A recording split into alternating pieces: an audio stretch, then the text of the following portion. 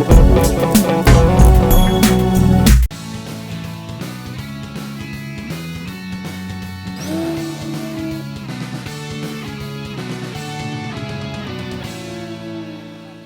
now as you can see, we got the cars on the table. And here we have Al, Tracy, and my truck and my airboat. So Al, what have you done to your truck for preparation for today's winter race? And my PCUDs, RPM arms to get it nice and tough. Swapped the motor out, went with Castle on the max speed control as well, just to handle the bigger motor. Loaded. So how do you keep it waterproof since the Mamba's not waterproof? Now we're using just an outerwears cover that's going to cover up all the electronics and everything, keep the snow out, keep it dry. Nice. So Tracy, what have you done to your truck for today's race? Well, not too much. I still have the stock electronics in there, which are already waterproof. Waterproof servo, speed control, receiver box all sealed up. I've installed the big bore shocks on it, so the suspension's a little bit better. RPM arms, so tougher arms. All the knuckles are aluminum. I got the over tray to help keep the snow out a little bit so it doesn't build up too much. But that's about it, really. And I'm the underdog today. I have a two-wheel drive Stampede with a lengthened chassis. The only stock part on the truck is pretty much the ladders underneath for the chassis and the transmission case. Everything else is all aftermarket. I'm running the same system that Tracy has in her Slash, which is just a standard VXL system. And I'm running T-Max size tires that I've actually cut the tires so they scoop a little bit, plus I got studs to help on the ice. Hoping that it gives me a little bit more of an advantage over four-wheel drive, but we'll have to see what happens.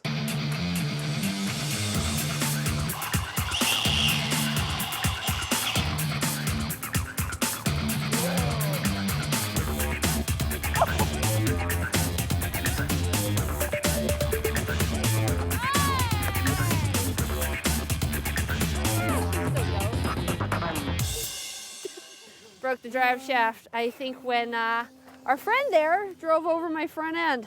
That's a pretty common problem with the stock drive shafts on these guys. I think it's time to upgrade. First I get another Slash on top of me, which I think is what broke my, my drive shaft, and now a plane's driving into me. Awesome day. We're gonna try the scimitar. Let's see how this guy works. Second flight, third flight. Expecting a little bit of carnage. I'm actually gonna get Greg to move his plane behind the shack so it doesn't get wrecked. No confidence, eh? Not no confidence, just there's lots of room for error. For those of you who don't know, Gates has been away all summer and he actually hasn't picked up a plane since last time he flew in RCTV. So it's been almost a year, a little bit over a year since he's flown, and he's done a very good job.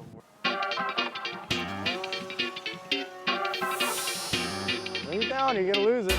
Okay, bring it by, nice and quick. 73 miles an hour. 82 miles an hour. Oh, fuck off.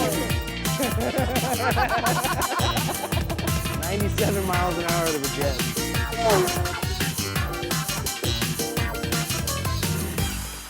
This is an S-Block 30cc that's been converted to electric.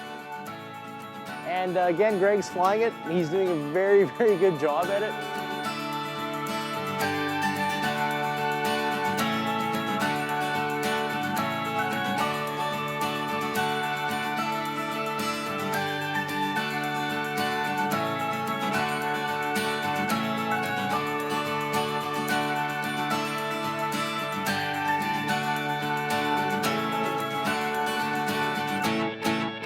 Doing some stunting.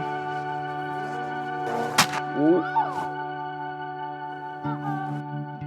And unfortunately, when you fly, you have crashes.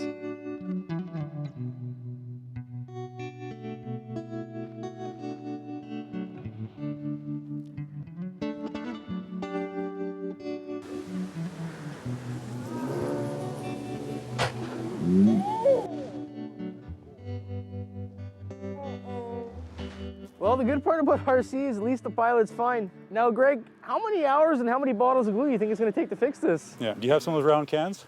Yes. Good. Well, unfortunately, folks, that happens when you fly. You live on the edge. We had a failure up there. I believe the battery came unplugged just by looking at it.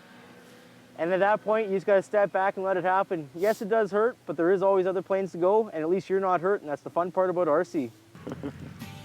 Well, thank you very much for coming and checking out our Snow Bash with airplanes, cars, and even airboats. Now, you stay tuned from RC TV. We're going to go have some more fun. What's up with the hat, Ryan? Well, it's not like you can just go to any store and buy this kind of hat. True enough. Oh!